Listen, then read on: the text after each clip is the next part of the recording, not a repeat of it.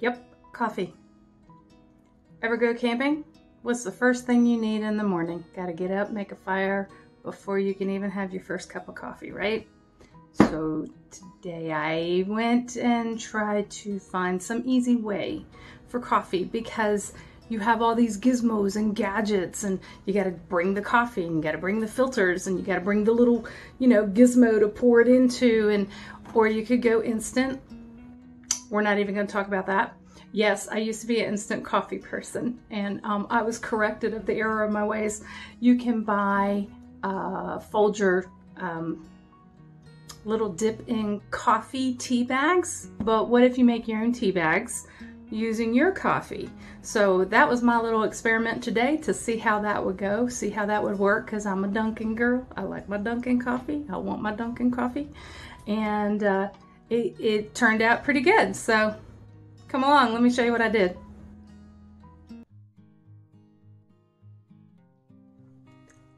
Let's talk coffee, okay? When we go camping, we don't have room for all this stuff. We don't have room for taking coffee and taking the, what do you call that? The pour over coffee thingy, so that we can have our coffee. This is a lot of space when you're talking about a motorcycle. Now, they do make the collapsible pour over coffee makers, okay? But then you still have to bring coffee, even if you put it in a little container.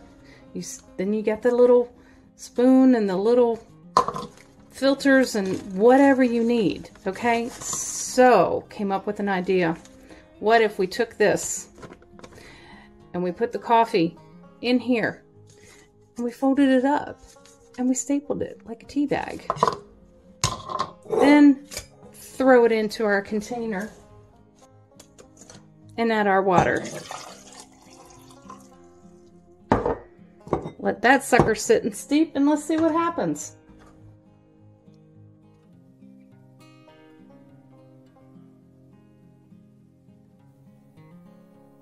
Yeah, that's coming out a little light.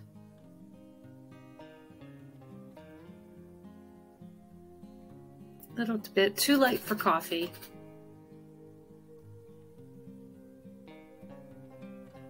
Maybe I need to use a different filter.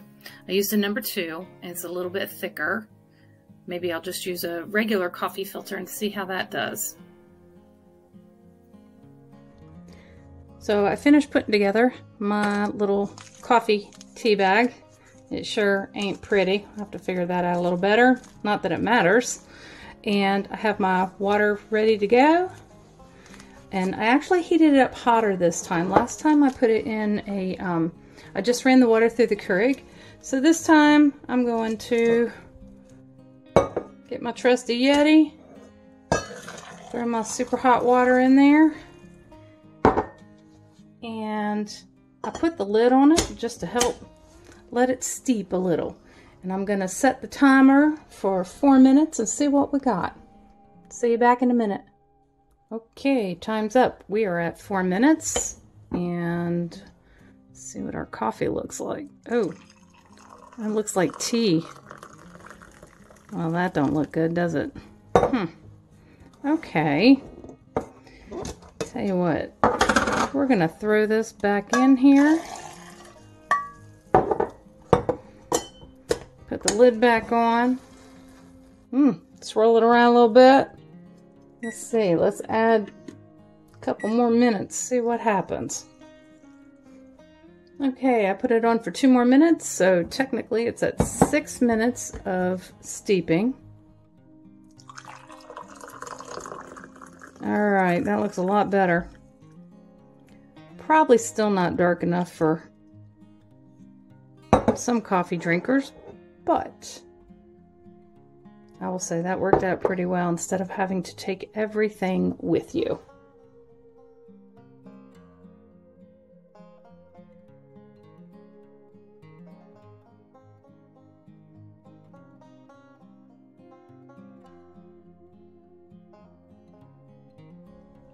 Hey, so it turned out pretty good. I'm having my coffee now. It probably was not as dark as some people would like, and I'm going to keep working on it, see if I can perfect it a little better.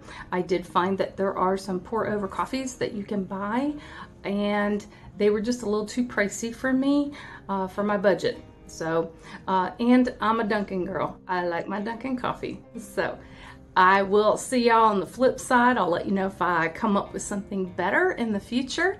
And until that, keep it shiny side up. Hey, so thanks for joining me today. Make sure you hit like and subscribe, and we'll see you on the next adventure.